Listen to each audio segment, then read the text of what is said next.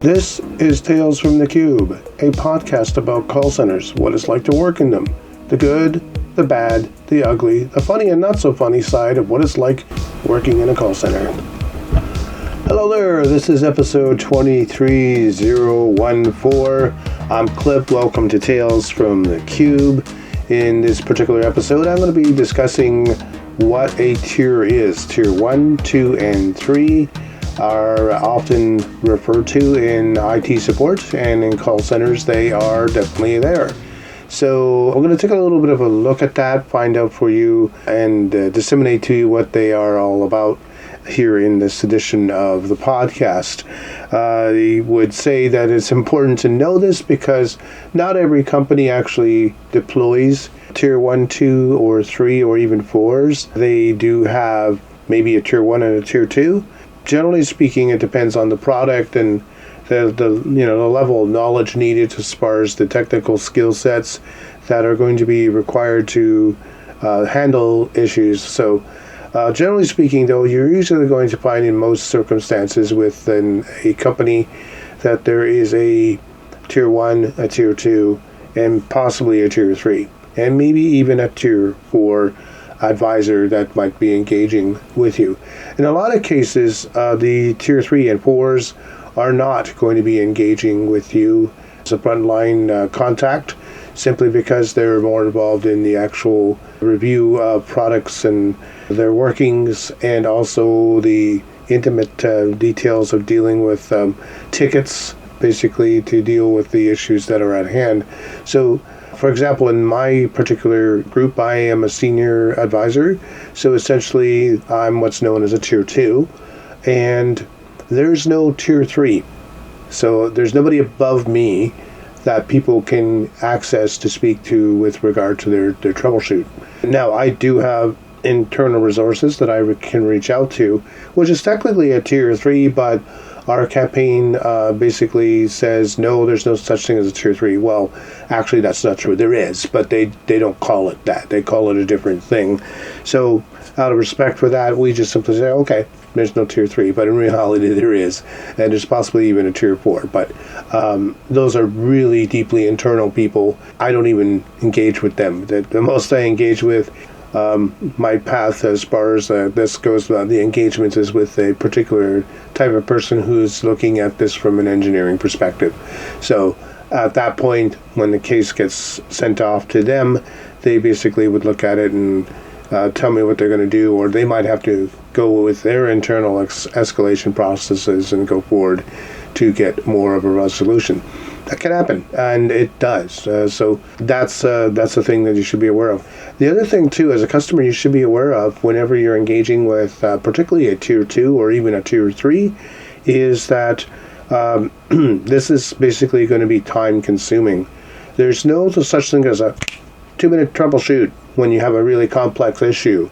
When it gets really complex, when it gets really deep, that troubleshoot that you're going to be doing is going to be extremely intense. It's going to be extremely and highly involved. If you're looking for a 2-minute troubleshoot on something that is so wild and weird, you're going to have a very disappointing experience working with the support teams. Because the bottom line is, with respect to this, there is absolutely no way this is going to be done in 2 minutes. It's not reasonable to expect this. So I would say that, you better align the reality to the want. And the reality is that at this point, I do want this, but the reality is that I can't get this, so I'm going to have to be patient and work with the advisor. So please understand that when you're calling and it becomes a complex issue, there's no 2-minute troubleshoot. And I've often had to say to the customer, hey, it's not a 2-minute troubleshoot. It's, we're the kind of people that are going to go and do the deep dive here. It's going to be like a mechanic looking for a knock in the engine. It's going to be like a detective looking for what happened at the scene of a crime, or a person who is basically diving into something that is a bit of a mystery. So we're playing a little bit of detective work. Even I sometimes will equate it to that of a doctor. we see the symptoms, we're trying to figure out what's wrong with the patient. In this case, the patient, of course, is the technology. So it's going to take a bit of time. The other thing, too, that's interesting is in my role, in particular, my job more or less is software troubleshooting. Yes, I do deal with hardware, but generally speaking, what I touch mostly is the software side. And if there's a hardware problem, it's basically going to be coming in for repair. There's another expectation I want to set to you as a customer. If it has to come into our depots, whatever product you have, whether it's a TV, whether it's a laptop, whether it's a blender, if it has to come into a depot, expect a wait time. It's going to take a bit of time. So be aware of this so that you don't end up finding yourself going, getting all bent out of shape because this is not going to be done in 5 minutes. It's just that kind of thing. Now, I will say that the majority of my day is spent doing pretty simple stuff. I'm doing mostly tier 1 work. So let's dive into this a little bit. Many organizations undertake multiple measures to bring products to market, including excellent customer service. And of course, investing in technical support is one of those parts of the customer service element. We are going forward and using this as a customer service tool to help you get your product looked at. So one of the things we do is we support using the tiered system. Why do we do this? We want to basically support people in a managed format. It's needed to be more efficient. So we do these tiers basically not to frustrate people, but to help you as a customer manage, one, the expectation, and two, to manage the process. So if the tier 1 can't fix it, the tier 2 comes in and does it. If the tier 2 can't fix it, then it goes to the tier 3, if there is a tier 3, and so on. So this is the reason why, and it's basically escalation points. So at this point, that's what you need to understand. It's using different IT support tiers to basically streamline things, to make it so that it's streamlined. So what does a tier 1 do? Well, a tier 1 is the main and first point of contact. What you're getting when you get a tier 1 advisor or agent is the person who is basically going to diagnose the issue. And they're going to try and fix that issue as quickly as they can. They're the ones that are going to try and do that 2-minute troubleshoot that I talked about. For example, you might have a problem with a mobile application. You might have a problem with your password. You might have a problem with your email. So what we're going to do in the tier 1 phase is we're going to look at password resets. We're going to look at performance of the network and see if maybe that's affecting things. We're going to look at operating system errors and see if there's an easy fix for that in the tier 1 element. We want to look at and diagnose hardware issues. So we're going forward and doing all those things in the tier 1 family of troubleshooting. And a lot of times we're also, like I said, for me, application performance. Well, what's happening with the apps that are on the device that you have? Are they functioning correctly? Okay, let's do a delete and then reinstall. And let's try and do this and let's try and do that. And we do all that stuff when we go through the procedures to do that. And by the way, in our particular element, we are using what's known as K-based articles. These are articles that a lot of them are frontline, so we'll send them to the customer, to you. Some of them are internal, and so we look at that and we go, okay, follow this step 1, 2, 3, 4, 5, 6. Many companies have that, others do not. I think I've mentioned that in previous episodes. Some have more robust ways of dealing with things. It basically amounts to what the company is doing as far as this is concerned. So we'll look at the other things like infrastructure. Is something going on with our networks that we're supporting?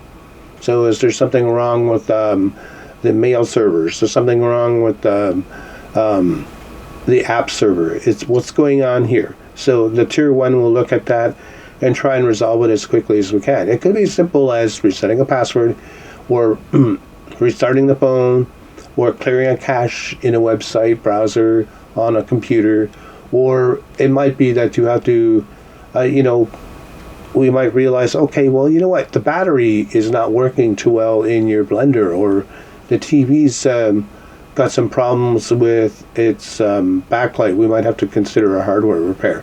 So we're going to do that in the tier 1 phase and basically go forward and set the expectation and then do the thing that we need to do. The next level is the tier 2. That's what I do. It's offering more complex assistance. So in our level, typically we provide in-depth back-end support and troubleshooting. So we're going into it in a more in-depth manner. It's a deeper dive. We're going into this in a very, very methodical manner. So we're looking at this and saying, okay, tier 1 can fix this. Why? What's really going on here? So we'll run more in-depth diagnostics and logs. We'll look at if there's, in some companies they might have bulletin boards that basically look at specific issues that are going on. We'll look for them and see, oh, okay, here's the new troubleshoot for this. Let's go forward and try that. If that doesn't work, we go forward and write up what's known as a ticket. And basically, in our element, that ticket basically is written in a certain format. It's done in a certain way. All the things that need to be done are basically looked at. And in my case, I have to get it reviewed by somebody to make sure I did the work correctly. I then send it off to my engineering team. They look at it. They come back to me and say, here's what you need to do, or here's the problem that we have found. Here's how to resolve it. Or we can't resolve this. It's only going to be resolved when we do an update, or so on and so forth. In some cases, believe it or not, even with tier 1 and tier 2 support, it's going to be something you can't get fixed, or it's a problem. It's not going to work. Sometimes we even have to go forward and do things like in my element, like replacing a product. So in certain circumstances, I'm going to be saying to the customer, hey, you know what? This is definitely not working. You've done all your steps. You've done everything that you're supposed to do. We've done our thing, including reaching out to our engineers, and we've come to a conclusion. This is going to be something we're going to replace. So we will set up specialized orders, and we will go forward and send a new device out to the customer without charge. Yay. And then we might say to them, you need to send this device back to us. So we're going to, put put a hold on your card. Some companies won't put a hold. So other companies will put a hold on the card and basically have you send it back, or do a free RMA and so on. So we do these kinds of things in the tier 2 element.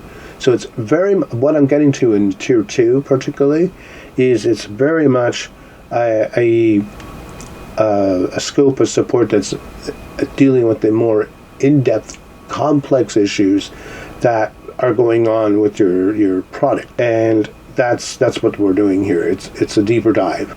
It's also time consuming. So we're going to be doing some things here too. Also, we're going to make sure that certain steps are done, such as backing up devices and particularly phones and computers, to ensure no data loss is going to be there. We will do things like making sure that you are aware of the important things you need to do to get this ready for any kind of service that you might have to do, like going into a store or sending it back. So these are the things that we'll do in the tier 2 spectrum. Basically, that's the tier 2 element. Now, so essentially, we are confirming issues, we are escalating issues to the engineering teams if need be, or tier 3s if need be. We are going forward and doing in-depth troubleshooting, and we are also providing additional service to basically help customers. We may go forward even in certain circumstances if the experience was that bad. We might say to a customer, you know what, we'll send you a gift. So we can do these things. Well, we are really, in all honesty, our supervisors. We are supervisors. We are acting on the behalf of supervisors. Now, a lot of people will say to me, I want to speak to your supervisor. In my campaign, you'll never speak to my supervisor. It just won't happen. The reason being is because I work on their behalf. That's the reason why. I'm like a what we call in the business, or in general, a lead hand. So a lead hand basically handles a lot of heavy lifting stuff, whereas the supervisor, in my case, my boss basically is looking at my work. They're making sure I did everything correctly, following the compliance regulations and rules and policies of the company, as well as the clients. So I'm basically monitored by them, and they make sure I'm doing everything correctly. And if I need special exemptions or exceptions, they will basically go forward and offer that and say yes or no to those exemptions or exceptions for customers. So that's what their role is. So if an advisor says to you as a customer, I'm sorry, that person doesn't talk to people. Yes, I do have a boss. Please take that as an honest answer. It is true that in a lot of companies, the supervisor never takes a phone call. In other cases, yeah, the supervisor will take the phone call. The team leader will call back and speak to you. At one point in our campaign, way back in the day when I first started, team leaders did do that. They would actually call customers back. But that's been phased out because that's really my job. And the other thing, too, to understand is that a lot of Tier 2 decisions and even Tier 3 decisions are final. There is nobody above that's going to go forward and change that decision. It's final. It's like a judge saying, that's it. Yeah, you can appeal it. We'll look at it. We might be able to do something with another resource. But even if that resource comes back and says, nope, that's it. It's done. It's like the Supreme Court. So you need to understand that too. Sometimes you're just not going to win the day and get what you want. The other thing I would caution people with any kind of thing, whether it's a blender, TV, phone, or computer, the first thing out of your mouth should not be, I want you to replace it. Here's why I say this. It's not always something that needs to be replaced. When you are basically dealing with something that's not working correctly, you want to allow the IT or technical support team to actually do their work, to troubleshoot this. It's important to do that. Having respect for for this particular group of people, the Tier 1 and 2, is so important. And we're seeing in society today, and this is my comment about that, this lack of that, this I want it now attitude, I'm entitled attitude. Well, you're not. Sorry, you're not entitled to that. When you speak like that to anyone, I'm entitled. No, you're not. What you are entitled to is to be treated with dignity and respect. What you are entitled to is service. What you're not entitled to is to call up and bang your fist on a desk and be rude to the people that are calling you, you are calling. Because the bottom line is that we're here to help you out. So I want to basically do a bit of a PSA here. Remember, you're calling us for service. So I understand, I respect that people are upset and want things done right away, but that does not give you carte blanche to be rude to these people. And we're seeing a lot of that on phones these days. There's a lot of verbal abuse, and it needs to stop. It really does need to stop. Because the bottom line is, we don't have to take that kind of garbage. It's not appropriate. Work with us, we'll work with you, but please remember that you are entitled to be respected, you are entitled to service, and at times you might be entitled to a rebate, a refund, or even a replacement of a product, but you need to let us do our job. And the first thing out of your lips should not be, I want a new device, I want a new product, because that's not always what we are going to go for first. Now, sometimes it may happen. It's very rare. But like I said, what we're finding, particularly in the industry, and it's industry-wide, is there's a lot of bad attitudes going on. And I don't get it, and I don't want to get it. It's just something, personally, I'm saying here in this podcast, look, we're here to help. Please do respect us, because the bottom line is we are told to respect you, and we do. You know, a lot of us do care about this and want to help you out, but that's not going to help you by demanding that and by banging the table and smashing your fist down on the ground. and yelling at us and swearing and cussing at us because something's not working and we have to do some troubleshooting and demanding things. That doesn't work. I just had a customer try that recently, and they said, well, I'm going to even send this back. And I said to them, you can't. We're just going to return it back to you. That's the way it's going to go. No, I'm doing that. Okay, do it, but it's going to come back to you. So the bottom line is just, if you're that kind of angry, I would say, please just do yourself a favor, cool off, then call us, and then we'll work together with. So moving on, I'm going to take a bit of a break here, and then I'm going to come back and talk about Tier 3 and what Tier 3 is really all about. So stick around, and I'll be back in about a minute or two. Hi, I'm Cliff. I'm the host of Tales from the Cube, the podcast that you're currently listening to. You know, the one that talks about call centers and what it's like to work in them. I'd love to have you advertise with us here on the podcast. All you need to do is send me an email to foureyesfreelancing@gmail.com. That's the number 4, EYESFREELANCING @gmail.com. Put in the subject line Tales or Advertising Tales. I'll get a package set up for you, and basically it'll be in the form of a 30, 45, or 60-second ad. You can get that right here on the podcast. And you know what? Why don't you do that right now? Why don't you click on that email, send it off to me, and I will get together with you and talk about the details about what we're going to do next to get your story told right here in the podcast. Now, let's get back to the show. Now let's look at Tier 3. Tier 3 is the highest level in a lot of places. These are the people who are really going deep in. They're basically doing things like identifying high complex issues, providing fixes for systems and applications, and maintaining servers.